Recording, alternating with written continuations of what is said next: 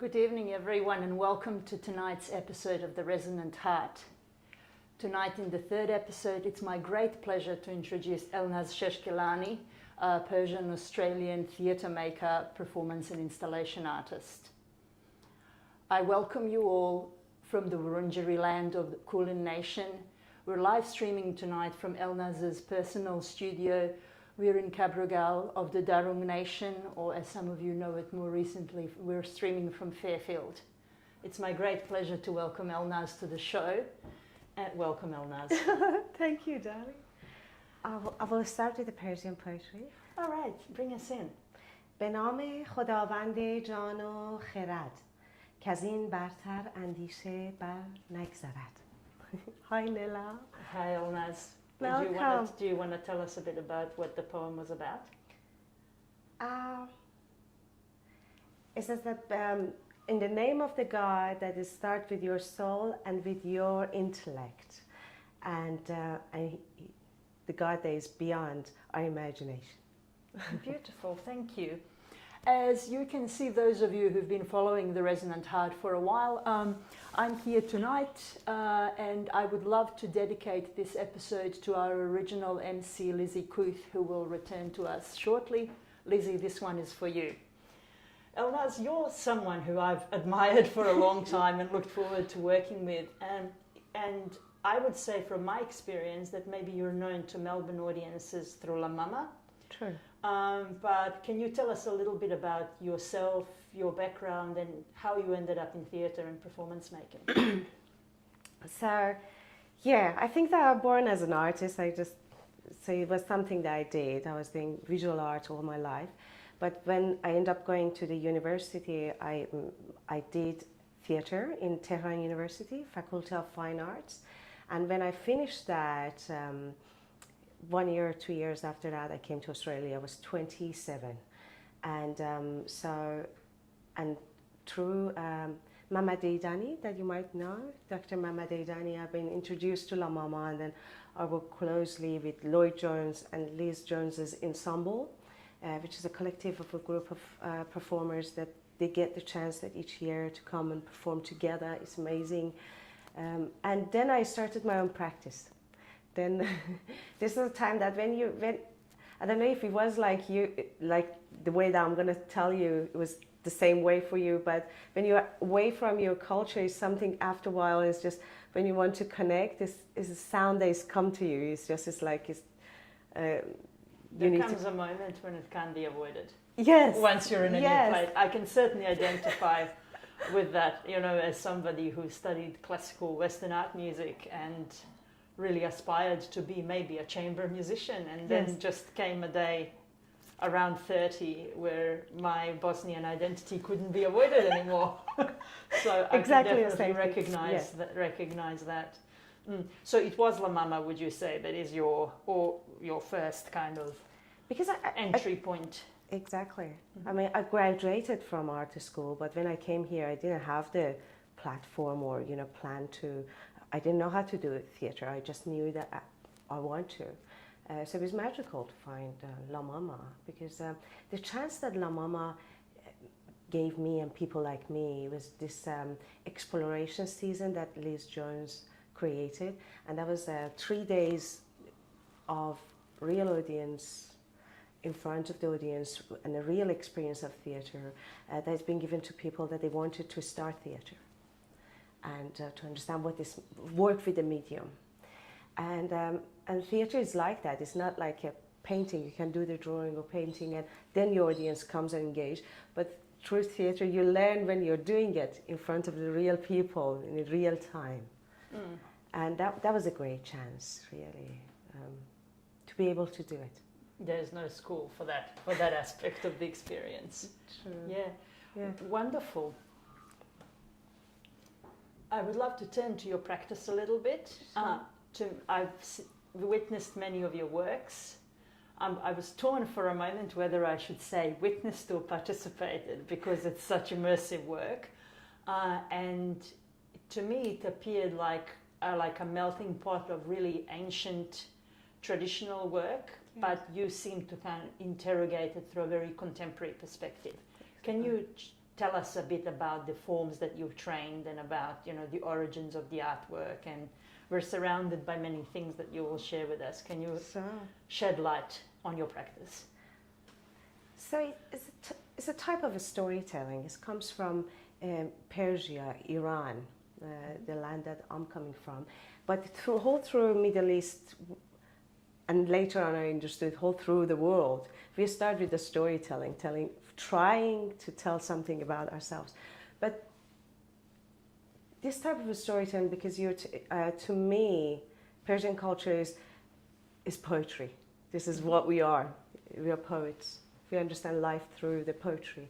And just imagine how abstract and how illogical and driven by emotion poetry is. If you bring that to the style of storytelling, that is Naghali, what I do. Mm-hmm. So you're traveling with your audience. You're trying to channel to messages that you want to pass on through the story. So in that aspect, it's quite, it has a long journey through our history. What I did with Naghali though is that I knew, because I do dance, I'm living through my body, I think. I'm very physical in that way. And I realized that how much that was a political issue for Naghali and how it turned out to be. Is an art, endangered art form. Mm-hmm. So it's not something that's been,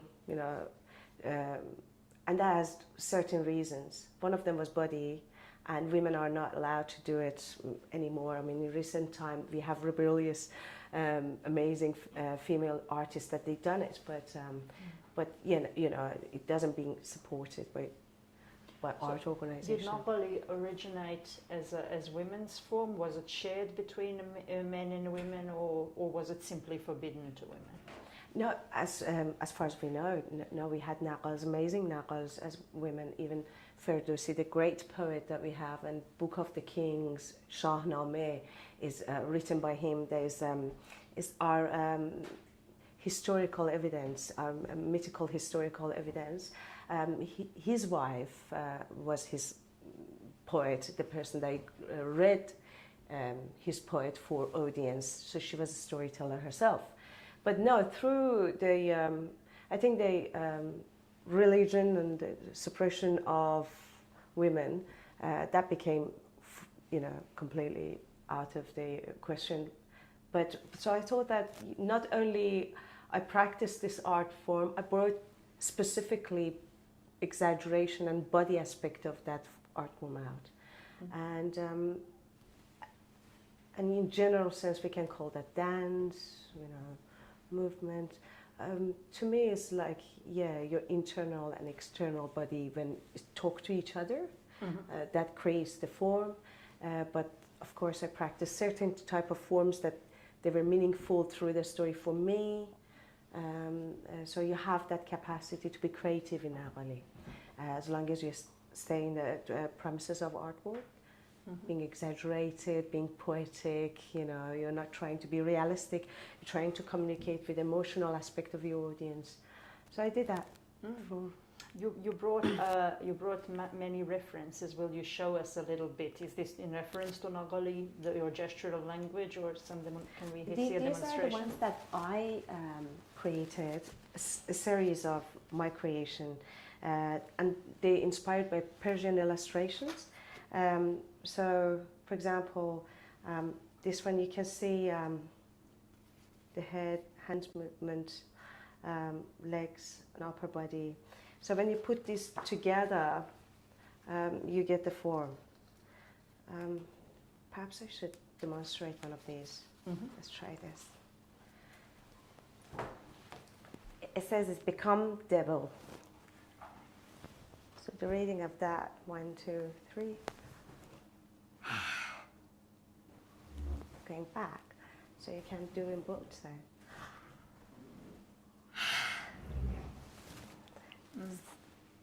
So yes.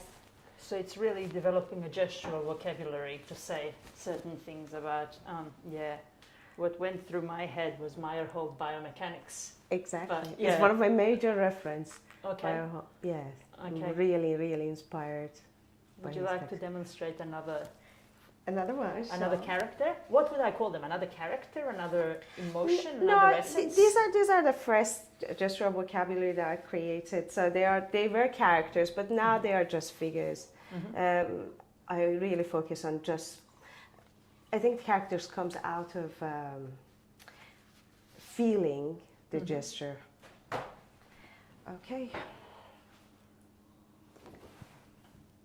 Certain type of running. So yes, type bang.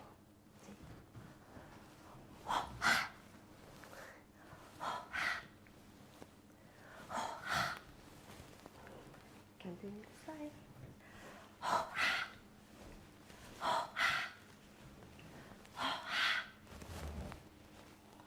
Yeah. Thank you, Elnaz. Very welcome. So through these years of studying and making shows, and so I made different kind of this vocabulary, set of vocabularies. I practiced them myself. I put them in the context of the stories. I use them. They are archetypals. So they have a broad range of using them as long as you understand the internal meaning of the actions.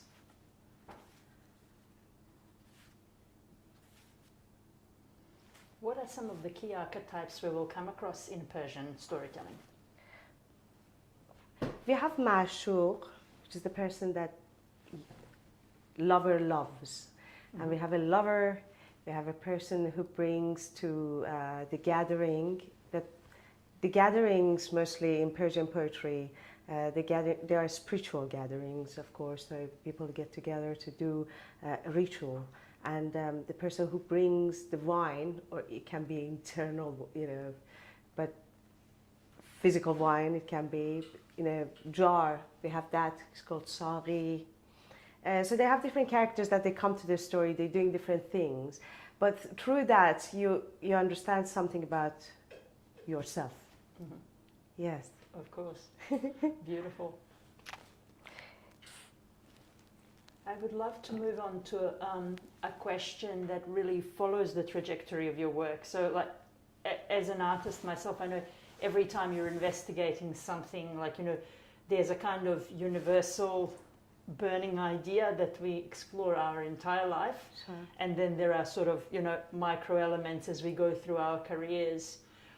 Could you take us through some of your works and tell us a little bit about, what were some of the significant works that you made or you participated in of other people, whether it's because it was your first Australian work or your graduation or some kind of other significance to you? Could you take us through some works that somehow stand out or have a special meaning to you? I answered this in a different way, perhaps. So it's a time that you're doing art. You go to art school, you learn the techniques, and there is a time that you become an artist. It's two different times, right? Yeah. And that, to me, is a realization that you have. It comes to you, and you think that, okay, this is a time that I'm going to stay with this thing. That time for me was significant when I realized that it comes from pain, I think. And for me, pain is just your culture is, you're aching for yourself in a way. You want to somehow connect, find meaning for the time that you're passing in this life. And so that was significant when I realized that this is the only thing that I want to do, and this is the only thing that I'm good at. So I better do it in the best way that I can do. And and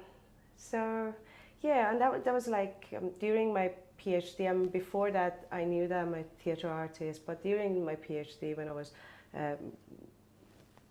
somehow mourning for my culture, at the same time celebrating it, bringing it out, putting another, pump of energy and blood, which is myself. Whom is myself, into this art form. I realized that how important that is. I felt it. And I've been guided through my culture. You know, it's enormous knowledge. It's people behind us. You know, we've been handed to us, and I just felt lucky that I got allowed to use a piece of that. So yeah, beautiful. And were these some of the first Australian works I have on this side? Yes. Poster? Was that for you first time in Australia, or you with other Persian artists? Tell us a bit about that poster. This is the work that is written by Mama Deidani and directed by Lloyd Jones in La Mama back in 2008. And A Stranger in the Corridor and If As. And that was my first engagement with La Mama theatre and acting and being on the stage, technically, in foreign land, in that sense. Back then I wasn't citizen, I was just here doing my life. And that was the first time that I went on stage, so it was significant. And then... So that's you, Shaheen Shafei, and is that the Majid Shakur. That's Majid Shakur. Yes, yes. Okay. Yes. What was that work about? Oh God, completely philosophical. You know, Mehmet writes through the, to my humble opinion, it's just through the real events. Seems to be real events in life. You get into philosophical question from yourself. So, so that was that. And that was my first engagement with La Mama. Then they couldn't get rid of me, you see. I stayed around. And this is La Mama's 50th book. A year after that, La Mama burned down, unfortunately, the old La Mama. But that was a 58th birthday of La Mama. And I have a page talking about my practice, because that was almost... 10 years that I was in La Mama and I was doing my practice, and being in there and being in magical space to just practice art, you know, to do what I could do. Yeah, this is another puppet that I made. It's just, this is the bird conference. Yes. I wasn't gonna include this, but looking at all of this, I just have to follow my instinct and say, recently, just before COVID, when you and I last came across paths, we were at the Motley Bauhaus, which has just recently reopened, and you presented the Iranian Bauhaus. That's right. Really powerful combination of words. Could you say a little bit about what Iranian Bauhaus is for you? You know about Iranian Bauhaus very well, Nella, because you introduced me to them, didn't you? That was amazing. So Jason, who runs Motley, he had this festival, Refuge was the name of the festival, and I thought that for first time that was the time that I finished my PhD. First things I wrote. Me as a writer. Before that, I only worked with text, ancient texts, you know, Shakespeare, Persian ancient texts. But this time, I wrote something, a feeling, and that was just right before COVID. So it was smaller too, and it's almost as big as this room, Motley. Back then it was. Yep. And so we designed a show, and we took it there, and it was amazing mini show, and that gave me so much to work with towards the same name. I took this show back to La Mama, and that was right after they opened up after COVID, so that was very lucky. Great. Yes. So yeah, so we did Iranian Bauhaus 2 times, but that made me, these are the only shows that I ever wrote as a writer. Okay. Could you tell us a little bit about your relationship to La Mama now? The place has just reopened, like, you know, are you partaking in other theatre projects? What's your relationship with the team and with the new spaces? Our new space is pretty amazing. It's still La Mama, but it's changed in a way. And always, you know, if I'm lucky enough to work with La Mama for the rest of my life, that would be just amazing. And there's always something with La Mama. I'm part of, happily and with such honor, I'm part of La Mama's family. So we're just back and forth doing each year. There are works that I direct or dramaturge or make the set for my own shows. And yes, Viva La Mama. And Absolutely. yes, gorgeous place. Great. And what are you working on right now, and where do you want your practice to go to in the future, or perhaps in the near future? I don't know how much of a big future can any of us talk at any point in time as independent artists. I think teaching. I'm most drawn now to teaching. I started teaching in Viyun, and that was very interesting. But also to create workshops and that is my drive. And also I'm working with a very interesting another academic artist, Dr. Server Naqshbandi, and we're closely working now together as research buddies to go through and go more insightfully through this gestural vocabulary that I've created and teach it as a material for education. So I think this is a near future for me, and to just be able to work more with artists like yourself and stay alive and creative. And Beautiful. And in closing, I would love to ask you a little bit about what's coming up for us. So it's been a real like honor for me to have you on the lineup of the Resonant Heart, because honor is all mine. Elnaz and I knew each other for years, attended each other's work, loved each other's work, but we never had a chance because you're always surviving. So without spoiling, do you want to tell a little bit to our audiences what you're cooking up for your part of the Resonant Heart, or what you would like to explore and contribute to our event in March? All right. So I would love to make an installation. They're all made of goddesses, ancient goddesses. They're going to stand up as puppets, that they're standing up. And for each character that we have in the show, there would be one goddess standing up for us. So it's going to be visually amazing, and hopefully that creates an atmosphere for our audience to enjoy the music and sound and togetherness, really. And to really experience the goddess archetype in some way. Exactly, that's true too. Absolutely, yes. Well, she's one of them. This is one of them? Yes, and she's up there. She's a bird goddess. And this is one of them or not? Also, yes. Oh, okay. She's up there. Yes. Yeah. Two. Thank you so much, Elnaz. Oh, you'll see Elnaz and experience more work in the Resonant Heart. I would love to go back to one little extra question that I wanted to ask you that just came up as a result of speaking together and watching all this work. Could you demonstrate for us in word and gesture a little bit of your practice, because I would really love to for the audience to experience you, and perhaps then later on we can translate or just say something, because from what I'm now learning from you, this is not really translatable.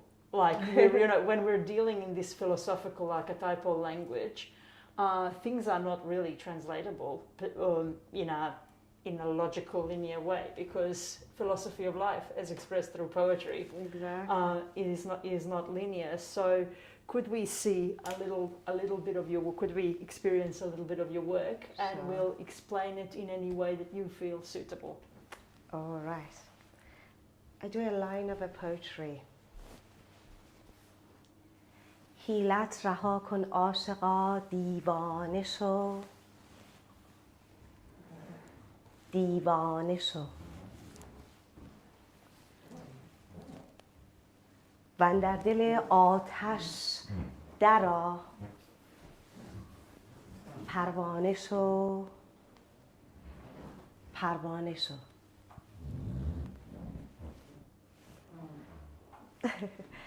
And this is Rumi. It says, to the dear heart, to our internal motive, it says that make yourself mad, out of the any boundaries, and put aside any tricks, and become and flourish out of the fire, and become like a butterfly. Beautiful. Yes. Is it Rumi that is often informing your work? Like, who are the writers that inform this theatre? Wow, poets in Iran, you know, I love Hafiz, I love Rumi, Ferdowsi. Of course, I've worked with Ferdowsi's texts for many, many years, but there are many of them, many fabulous contemporary poets. Forough Farrokhzad, many years I've worked with her poetry. But yeah, you can choose one, you know, in that land there's plenty of every text that you want to really refer to is some kind of form of poetry. So no, I have many favorites, but Rumi is definitely one of the most significant. But recently, when I was working for the expansion of my practice, dancescription, I called it, writing with your body, I felt more comfortable to work with Rumi's texts and poetry. So it's a recent thing. Tell us a bit about writing with your body. What does that mean in your practice, and what does it involve? It's got inspired completely by Persian calligraphy.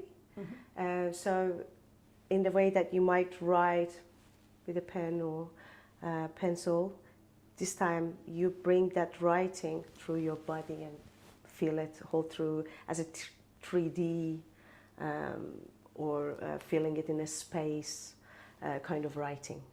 So you're writing in the air instead of writing on the paper with your body. Can we see a little writing demonstration? Sure. Thank you. So this is internal madness. Di va ne. Fire. Tash.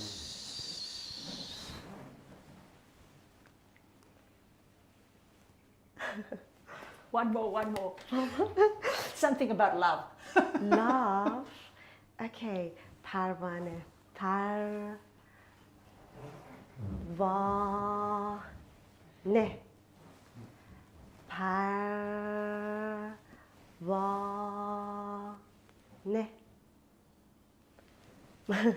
Beautiful. My mother's name is Parvane. Parvane means butterfly, but butterfly is almost like phoenix that comes out of the fire. In Persian poetry, we have equivalent of phoenix, which is simor, but also we have Parvane, which is again Parvane is getting itself into the fire, and that shows that how much you're dedicated to find the truth. So it's a very loving character, actually. It's just when you feel so much love, you would do that. And yes. I love that description. I love that you used something that perhaps in many cultures, or maybe in the Western world, something like a butterfly is seen as very delicate. And this is what I remember from seeing the Iranian Bauhaus at La Mama, that when we walked in, what I saw, the mobiles, and the set, could have been perceived as very delicate, very gentle, very ethereal, very dreamlike. But then when you came in and performed, your attitude towards the space, your attitude towards the puppets, your attitude towards the set gave it real guts and fire, and and I experienced symbols that maybe I interpreted as gentle, as very feisty. Like, wow. Just it completely. It's really interesting which symbolic realm do you work with, and what is your association with it. And just now when you explained that, I thought, wow, I'm just experiencing my first ever fiery butterfly. Maybe through the story of your mother, partly through your mother's name. Wow. So it's really interesting how the paradigm shifts. True. Like, it gives me even more meaning to me. It gives me more, importance about, for example, why we're doing the Resonant Heart is because we don't know each other's vocabularies. So I just realized that small, cute-looking things can have very, very opposite meaning and be very feisty. I mean, I didn't just learn that for the first time, but you really gave the interpretation that would shift something upside down in that way. I think the dance or the movement that I would like to do is just always do something to cleanse you in a way. It's like that. If that communication happens, if by any chance our internal and outside can talk to each other, that must be a liberation. That must be healing, right? Because you just be bringing something, is whatever complex inside. You find a way to physically practice that, and I believe that's a healing, and that's part of creating movement. Part of doing any kind of movement, or all the ritual of movement is about that, right? At the end of the time, and yes, so that's our culture. We're practicing that, and because it comes from belief, it comes from heart, and we'll travel to another heart, and we're hoping that happens too. Yeah. So I wanted to ask another question about your teaching. So your life has sort of progressed towards aspects of teaching combined with continuing your practice. Yes. Do you have much opportunity to teach Naghal, history of it, the way you've done your contemporary reimagining? Do you teach this in the Australian context? No. What I started, I was lucky enough to be offered to do some sessional job for Victoria University, and that was about creativity and arts in education. So because I brought creatively, I reconstructed this style of storytelling with my PhD. So they know and that I have this belief in creativity to reassemble, to recreate things. And and they consider that as a powerful thing. So I'm teaching that, how to do similar thing with the lessons and classes that you have. They might have in the future. They're all prospective teachers themselves. So I do that. But I would be very lucky to get that job to teach Naghali, and I don't know how many audience are out there. For me, doing Naghali so far is being a cultural rebellious and cultural reservation, because I want this to stay alive. I don't want it to be in danger in that way, that everyone forget that what we had. But if I get the chance one day to teach it, wow. Are there many practitioners in Persian diaspora in sort of your generation? Are you in touch with other Naghali practitioners around the world? I know two incredible women that they're doing it, but no, not too many people are interested. Folk art always gets into bourgeoisie in a way, they're always not being considered as serious, but perhaps that's it. But also, no, not too many people, no. And can I ask, where is Naghali at in your homeland? Is there a space for Naghali in any version right now in Iran, or yes. What's the scene?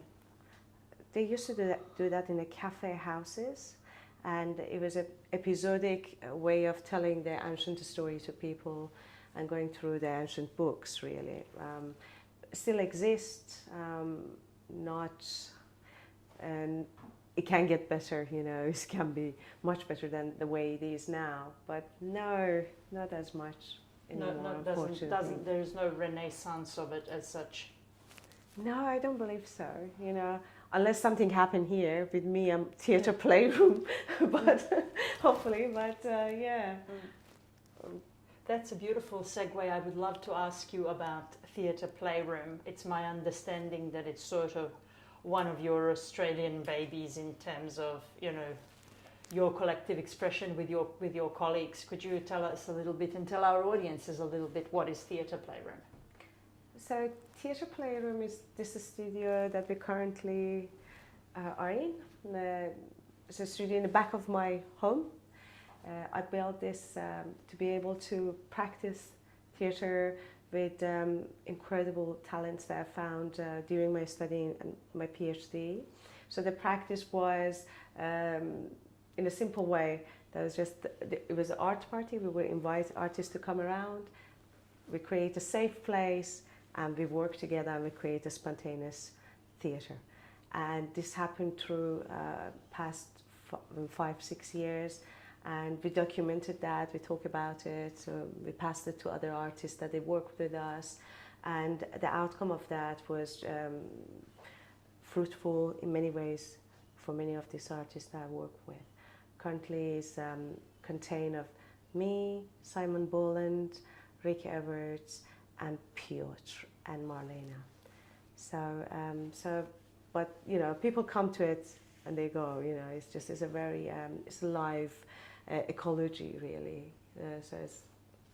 Is it informed by how you experienced Naghali or how you experienced, you know, your involvement in playing with performance in Iran, or is it more informed of this group of people here in Australia? No, it's completely. I think it comes from my culture, and that's believe. You know, it's the cultural houses they existed. Mm-hmm. People they had homes to just play, and so this is a culture. I was wishing to have a cultural house, and eventually I got it. You know, people they wanted to come, they wanted to eat with us, they wanted to laugh with us, and they wanted to play with us, and so that was really the core of it. But yeah, so it's very organic. It's very community based, I would say, and simply because we really like spending time and together and working with each other. Mm. I love the idea of the cultural house. I think it goes through all our cultures. I mean, Eyal, the person who's making this happen right now, when Eyal and I first met, actually I think he still does it, was running Casa Cultura, an association that does a similar thing, that welcomes you into the home of art sharing, that our homes are expressed in a way through our art sharing, and it's quite an interesting, you know, and very familiar to many of us. Yeah, who are, you know, particularly once you're combating otherness, art sharing does become a way of going home and sharing home. Exactly. In a way. Exactly, and finding families and rebuilding families and. Absolutely. Yes. I'm going to ask an arbitrary question because my eye's been on it all along, but. Can we go to the gorgeous red books and show what they are and what they demonstrate about your practice? So this is it's a book collected by Abbas Kiarostami, amazing Persian director, based on the poetry of Shams Tabrizi, who is Rumi's teacher. And he's coming from a region that my family are coming from, Tabriz, north of Iran, and it's an Azeri part of Iran, and it gives me strong motivation to follow and to be connected. One of them, for example, it says, "Bogriz az kasi ke ashaq nist." It says, "Run away from whomever who is not in love." Okay. So it's that kind of inspiration, but it's great. It seems like a great tool for art making because there are so few words there. As a maker, you can unpack that into so much. That, you know, it's perfect material for provocation. Absolutely is. And the other ones? And that is this is Hafiz. There's another version of this book, and this is. Hafiz Shirazi, and in any house in Iran you can find one version of this book. Everyone has Hafiz, and it's almost considered to be a holy book for us. And it's so much into the psyche of people that for everything that people they want to do, they open one page and read and try to find how to deal with the matter. But but this is much longer and it's just different kind of Farsi in that way. But Beautiful. yeah. La Mama and poetry. Yeah. So you will be meeting Elnaz again in our main show, but before we finish, I would love to ask Elnaz to also tell us what works are coming up for you. Obviously, Elnaz will be a participant in the Resonant Heart stage show on March 13. Stay in touch with us because we will be sharing details very soon. But what else is coming up for you in the first half of the year? What works are you making? I know you're rehearsing with some old friends of mine as well from Perth. So tell us about what's coming up. Phantasmagoria, 2nd to 12th of March in Theatre Works.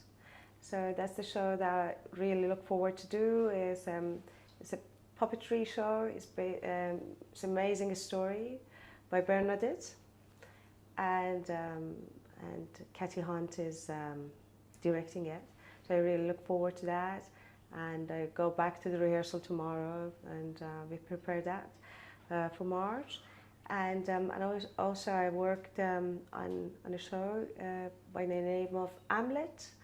It's done by me as a storytelling, and this version of Hamlet in the perspective of a woman who is me.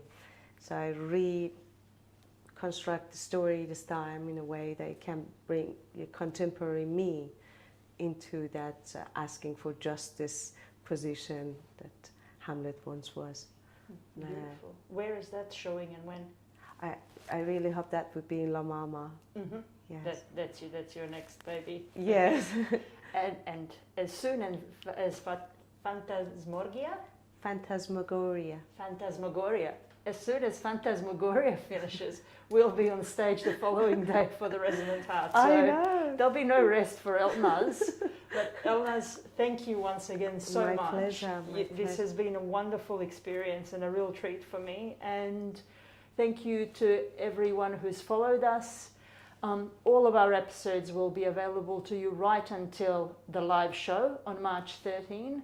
I would love to thank to Eyal, Simon, Danielle and Leo who worked on previous episodes, all the people that you don't get to see that make this happen. And please stay in touch with us and know that the live show details will be coming up for March 13 at the Music Market. That will be a Sunday evening at the Music Market at the Collingwood Yards. Fantastic. This was my amazing session with Elnaz Sheshgelani. And thank you everyone. Stay safe and healthy.